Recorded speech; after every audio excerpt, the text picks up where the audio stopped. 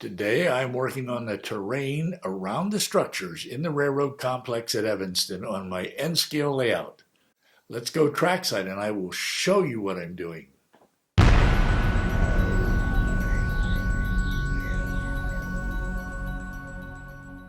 I'm Roy Smith. You are watching episode number 21 in my Evanston Renovation series. You will recall that I'm redoing the Evanston area of my layout from the ground up. You can watch the previous 20 episodes in this series just by clicking on a link that I will put down below in the description to this video. Now, as I said, I'm working on the terrain. This, of course, is scenery work, which most of us in the hobby enjoy. I want to show you what I'm doing and how I'm doing it because, who knows, you may want to use these same techniques on your layout. But before we can get started on the scenery work, there's an Amtrak train passing through Evanston. You may be wondering why an Amtrak train would be doing this. After all, Amtrak discontinued its passenger service across southern Wyoming in 1997, and its California Zephyr uses the route across Colorado as it travels between Chicago and the San Francisco Bay Area. Well, we can thank Marn for this. He told me that Amtrak trains, both east and westbound, have been diverted north to the route across southern Wyoming because of fires in Glenwood Canyon in Colorado. Here comes the Amtrak train right now passing through Evanston.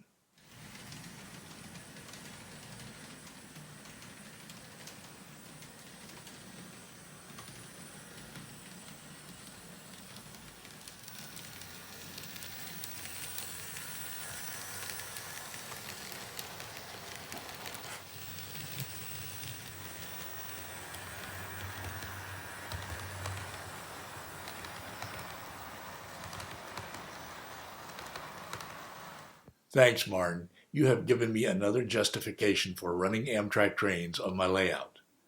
I want to tell you that there are tons of Amtrak videos on Martin's channel to watch.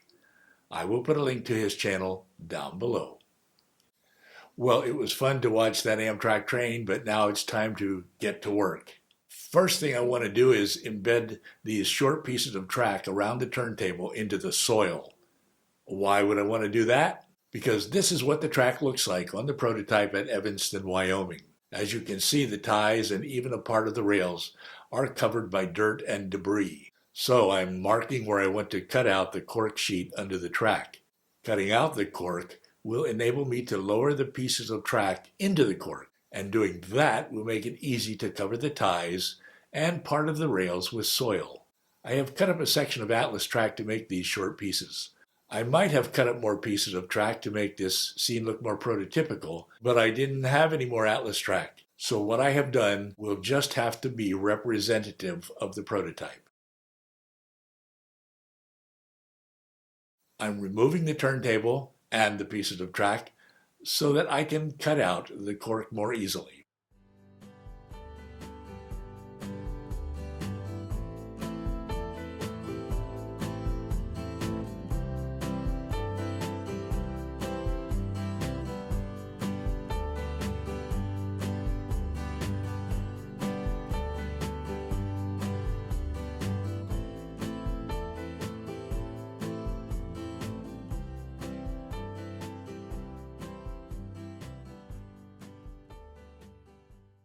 And I'm test fitting the track.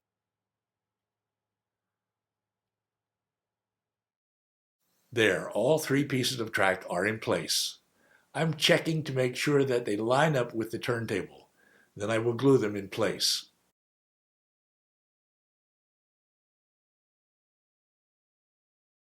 Now the next task in preparing the terrain around the structures is covering the joints and edges of the cork roadbed.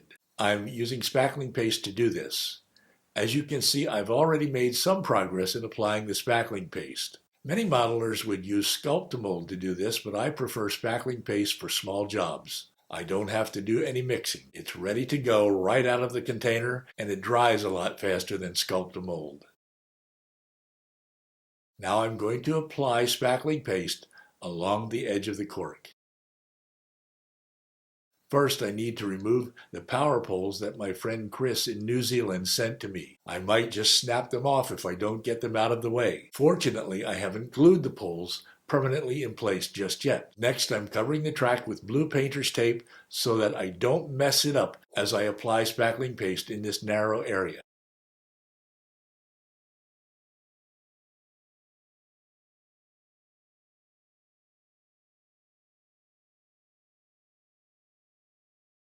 And here we go with the spackling paste. I could apply it with any one of a variety of tools. For example, this tool, which looks something like the tools my dentist uses. But you know what? I'm just going to use this popsicle stick. Popsicle sticks work remarkably well to apply spackling paste in narrow areas such as this one. I add a bit of water as needed because my spackling paste is a little old and it has dried out a bit. The water helps me apply the paste and smooth it out more easily. The spackling paste has begun to set up. So I can go ahead and remove the blue painter's tape.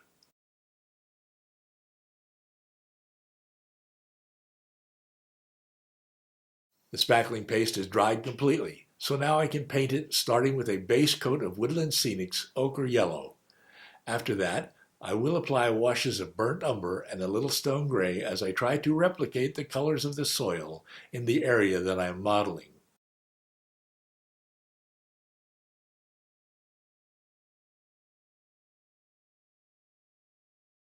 The last thing I want to do today is cover the ties and partly cover the rails of those pieces of roundhouse track. As I said earlier, I want to partially cover these tracks with dirt and debris, just like the roundhouse tracks on the prototype. Once again, I've removed the turntable itself so that I don't mess it up. I'm using a 50-50 mix of white glue and water for this part of the job, and I'm using these 4 products to cover the tracks: fine gray ballast, fine buff ballast, fine desert dust, and fine cinders ballast. I just keep applying these products until most of the ties and parts of the rails are covered. And here's what the terrain in this scene looks like at this moment.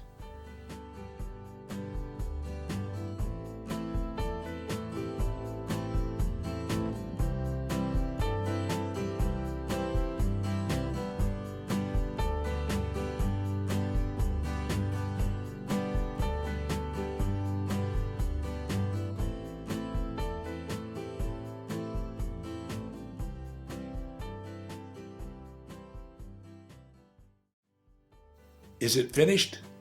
Probably not, because on my layout things are seldom finished.